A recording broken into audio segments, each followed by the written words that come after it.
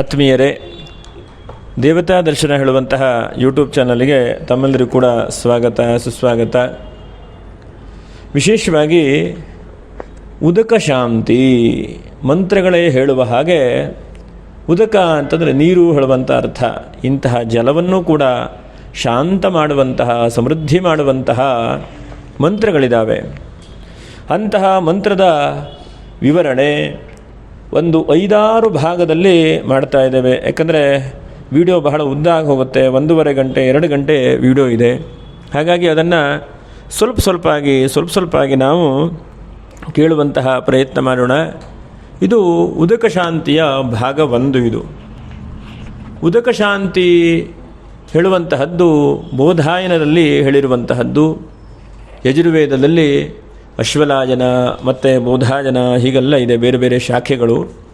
ಅಂತಹ ಶಾಖೆಯಲ್ಲೇ, ಬೋಧಾಯನ ಶಾಖೆಯಲ್ಲೇ ಪ್ರಸ್ತುತವಾಗಿ ಉದಕ ಶಾಂತಿಯನ್ನು ಹೇಳ್ತಾರೆ. ಇದನ್ನು ಯಸ್ಮಿನ್ ದಿನೇ ನಾಂದೀಶಾರ್ಧಂ ಕೃತ್ವ ತಸ್ಯಾಮೇವ ರಾತ್ರವು ಉದಕ ಶಾಂತಿ ಪ್ರತಿಸರಬಂಧವು ಆರಭೇತ ಎಂಬುದಾಗಿ ಗ್ರಂಥಗಳಲ್ಲಿ ಋಷಿಮುನಿಗಳು, ಬೋಧಾಯನ ಮಹರ್ಷಿಗಳು ಹೇಳಿದ್ದಾರೆ.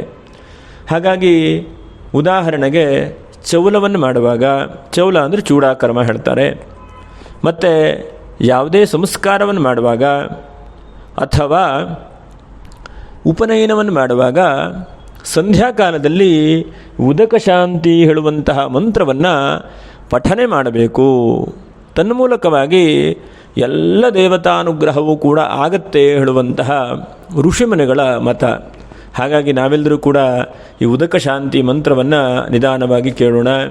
ನೋಡಿ, ಮನೆಯಲ್ಲಿ ಏನೋ ತೊಂದರೆ ಇದ್ದರೆ ಅಥವಾ ದುಸ್ವಪ್ನಗಳು ಬಹಳ ಮುಖ್ಯವಾಗಿ ಕಾಣಿಸ್ತಾ ಇರುವಂತಹದ್ದು, ಇವತ್ತಿನ ದಿವಸ ಮಲಗುವಾಗೆ ಲೇಟ್ ಆಗುತ್ತೆ, ಹಾಗೆ ಎಷ್ಟೊತ್ತಿಗೋ ಹೇಳುವಂಥದ್ದು. ಇಂತಹ ಪರಿಸ್ಥಿತಿಯಲ್ಲಿ ದುಸ್ವಪ್ನ ಮತ್ತು ದುಶ್ಶಕುನ ಏನೇ ಮಾಡ್ತಾಯಿದ್ರು ಕೆಟ್ಟ ಶಕುನಗಳು ಕಾಣ್ತಾ ಇರ್ತದೆಯಪ್ಪ. ಏನು ಮಾಡಲಿ ಅಂತಂದರೆ, ಈ ನಾವು ಮುಂದೆ ಮಾಡಿ ಅಪ್ಲೋಡ್ ಮಾಡುವಂತಹ ಉದಕ ಶಾಂತಿಯನ್ನು ಪ್ರತಿನಿತ್ಯವೂ ಕೂಡ ಕೇಳಿ. ಅಥವಾ ನಿಮಗೆ ದುಸ್ವಪ್ನದಿಂದ ಎಚ್ಚರ ಆಯ್ತಪ್ಪ, ಇನ್ನು ಚಿಂತೆ ಆಯಿತು, ಟೆನ್ಷನ್ ಆಯಿತು, ಯಾಕೋ ನಿದ್ರೆ ಬರ್ತಾ ಇಲ್ಲ, ಈ ಮಂತ್ರಗಳನ್ನು ಖಂಡಿತವಾಗೂ ಕೇಳಿ ನೀವು. ಯಾಕಂದರೆ ಈ ಮಂತ್ರಗಳನ್ನು ಕೇಳುವ ಮಾತ್ರದಿಂದ ಬಹಳ ಉತ್ತಮವಾದಂಥ ಫಲ ಆಗುತ್ತೆ. ಮತ್ತು ಮನೆಯಲ್ಲಿ ಋಣಬಾಧೆಗಳು, ಸಾಲೆ ಬಾಧೆಗಳು, ಹೀಗೆ ಅನೇಕ ರೀತಿಯಾದಂತಹ ವೇದ ಮಂತ್ರಗಳನ್ನೆಲ್ಲ ಸೇರಿಸಿ, ಯಾಕಂದರೆ ಯಜುರ್ವೇದದಲ್ಲಿ ಬಹಳ ಮಂತ್ರಗಳಿದ್ದಾವೆ. ತೈತ್ರಿಯ ಶಾಖೆಯಲ್ಲಿ ಇಂತಹ ಮಂತ್ರಗಳನ್ನು ಆಯ್ದ ಬಹಳ ಮುಖ್ಯವಾದಂಥ ಭಾಗವನ್ನು ಉದಕ ಶಾಂತಿ ಎಂಬುದಾಗಿ ಋಷಿಮುನಿಗಳು ಮಾಡಿದ್ದಾರೆ. ಅಂತಹ ಉದಕ ಶಾಂತಿಯನ್ನು ನಾವೆಲ್ಲರೂ ಕೂಡ ಶ್ರವಣ ಮಾಡೋಣ. ಉದಕ ಶಾಂತಿ ಮಂತ್ರದಿಂದ ಎಲ್ಲರಿಗೂ ಕೂಡ ಶುಭವಾಗಲಿ, ಮಂಗಲವಾಗಲಿ ಅಂತ ಹೇಳ್ತಾ ಉದಕ ಶಾಂತಿಯನ್ನು ನಾವು ಆರಂಭ ಮಾಡೋಣ. ಎಲ್ಲರೂ ಕೂಡ ಮಂತ್ರ ಶ್ರವಣ ಮಾಡಿ. ಶುಭವಾಗಲಿ. ನಮಸ್ಕಾರ. ಲೋಕಾ ಸಮಸ್ತ ಸುಖಿನೋ ಭವಂತು. ನಮಸ್ಕಾರ.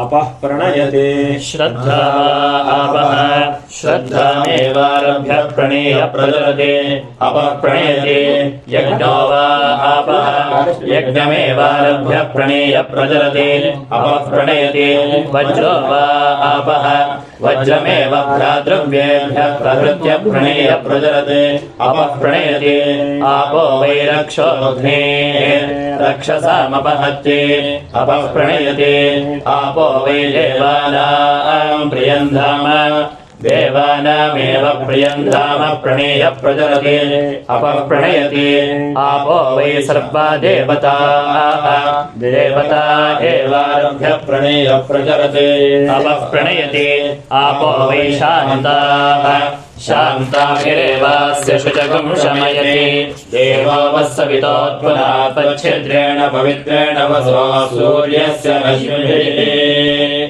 ओम महेद्यो पृथिवी च इमं यज्ञं विविक्षतान्नो हरिमभिः ओषधयः संवदन्ते सोमेन सह राज्ञाः यस्मै करोति ब्राह्मणस्तकं राजन् पालयामसे आदिघर्षं मध्युरदादापयस्वस्त्यात्वा विषं सिन्धवः समुद्रमिव सिन्धवः सामातात्राभज प्रजया पशुभिः सह पदर्मा विशताद्रयेः तनन्तं तन्वन्वजसो भानुमन्व्यहि ज्योतिष्मतः प्रथो रक्षधिया कृताय अगर्भणं वै तजोतु वामभो मधुर्भवजनया देव्यञ्जनम् इमं मे गङ्गे यमुने सरस्वति शतद्रस्तोमकं सजतापरुष्णियात् असे क्रियामर्द्वृते वितस्तयाज्येकेय शृणुक्यासु सोमया यो न पृथिभवान् रक्षा निवेशने यच्छा न शर्म सप्रथा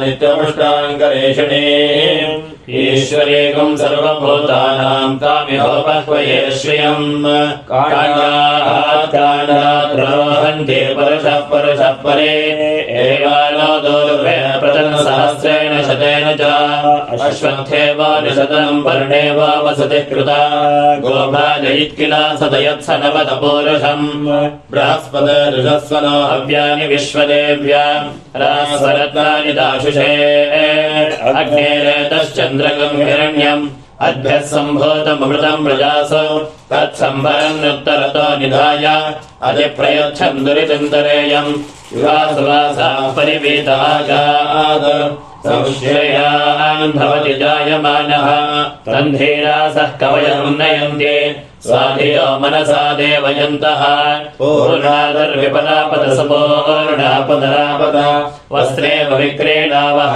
विषमोर्जगं शतक्रत तत्त्वायामि ब्रह्मणा वन्दमानस्तदाशास्तेजमानोऽभिर्भिः अहेनमानो वरुणेन बुद्धिर्षगं समानाय प्रमाशेः।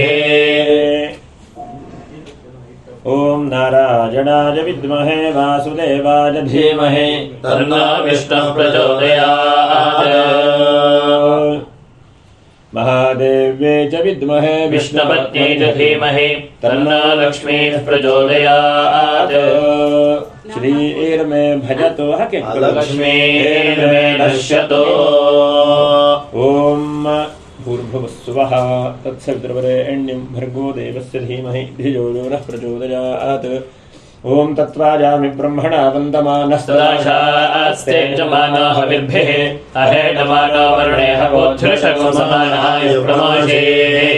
ओम वरुणम् आवाहयामि ओम भुवः वरुणम् आवाहयामि ओम सुवः वरुणम् आवाहयामि ओम भूर्भुवस्सुवः वरुणम् आवाहयामि स्थापयामि पूजयामि।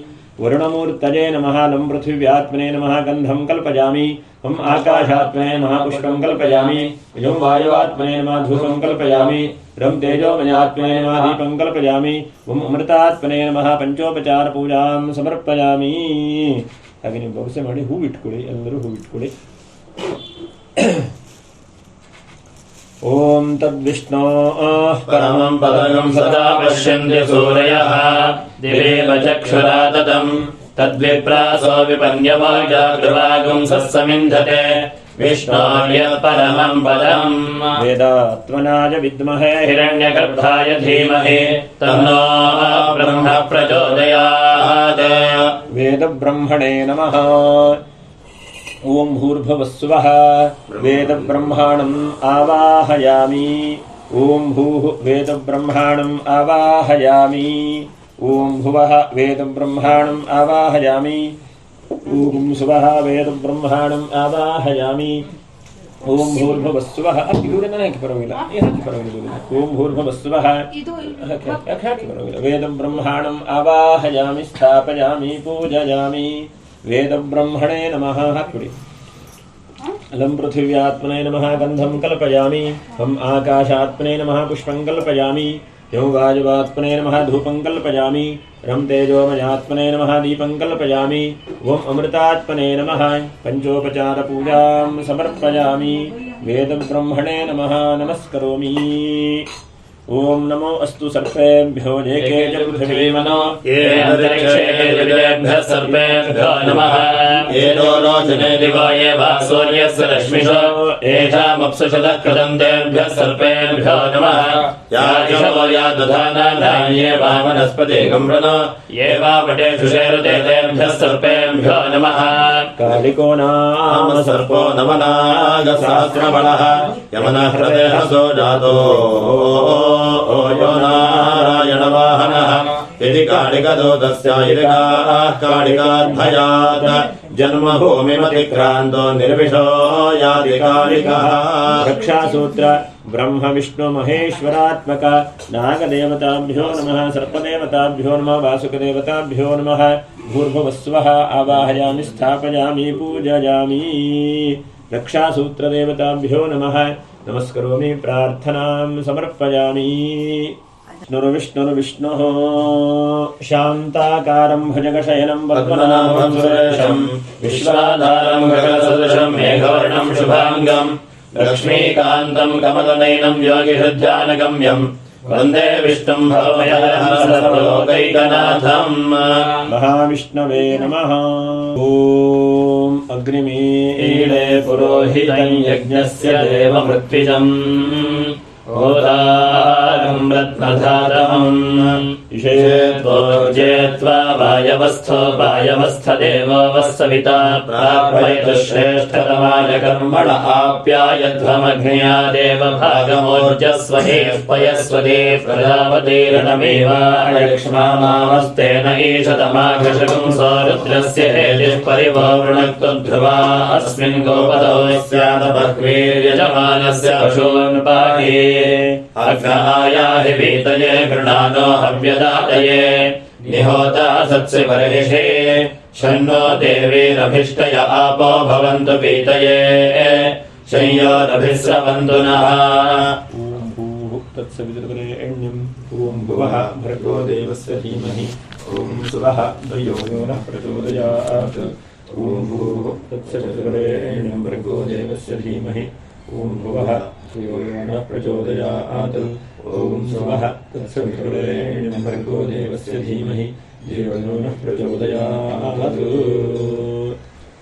ಓಂ ಕೃಣಶ್ವಪಾಜಃ ಪ್ರಸೃತಿರ್ನ ಪೃಥ್ವೀ ಯಾಹಿ ರಾಜೇವಾಮವಾಗಂ ವಿಭೇನ ವಿಶ್ವೇಮನ ಪ್ರಸೃತಿಂದ್ರೋಣಾನೋಸ್ತಾಸ್ಯ ವಿದ್ಯ ರಕ್ಷಸಸ್ತವಿಷ್ಟಯೇ ತವ ಭ್ರಮಾಸ ಆಶಯಾ ಪತಂತ್ಯನ ಸ್ಪೃಶತು ಶತಾಶೋಷಜಾನಃ ತವೋಗಶ್ಯಗ್ನೇ ಜುಹ್ವಾ ಪತಂಗಾನ ಸಂದ್ವಿತೋ ವಿಸೃಜ ವಿಶ್ವಗುಲ್ಕಾಃ प्रतिस्पशो विसृजतोर्णितमो भवापायुर्विशो अस्या अदब्धः यो नो दूरे अघशकं सोयो अन्त्यग्ने माकिष्टे विधिरादर्शेय उदग्ने तिष्ठप्रत्यातनश्वन्यमित्रागम् ओषधात्तिग्महेते यो नो अरातिकं समिधानचक्रे नीचातं धक्षसन्नशुष्कम् ऊर्ध्वो भव प्रतिविद्याद्यस्मदाविष्कृणश्व दैव्यान्यग्ने अवस्थिलातनहयादुजोनाजामिमजामिं प्रवणे शत्रून् सते जानाति सुमतय्यविष्ठय एव ते ब्रह्मणे गातुमैरत विश्वान्यस्मै सुसिनानि राजोद्युम्नान्यर्यो विदुरो विद्योत सेनग्ने अस्तु सुभगः सुधातनयस्वानित्येन हविषाय मुक्तये पिप्रेषति स्वारिषदुरणे विश्वेदस्मै सुदिना सा सतिष्ठे अच्छामिजे सुमतिङ्घोष्यर्वाक्सन्ते वावाता जलतामियङ्गे स्वश्वास्त्वा सुरथामर्जये मास्मे क्षत्राणि धारयेरनुद्योन यात्रा भूर्याचरेतु पत्पन्दोषावस्तरति दिवागुं समनुद्योन क्रीडन्दस्वा सुमनसः सपे मा विद्युम्नाथस्थिवागुं सौजनानाम् यस्वास्वश्वस्य हिरण्यो अग्नौ उपयाति वसुमतार्थेन तस्य त्रातामवसि तस्य सखायस्तादित्यमानुषग्जुजोषत महोरुजामि बन्धता वचोभिस्तन्मा पितुर्गोतमादन्वियाय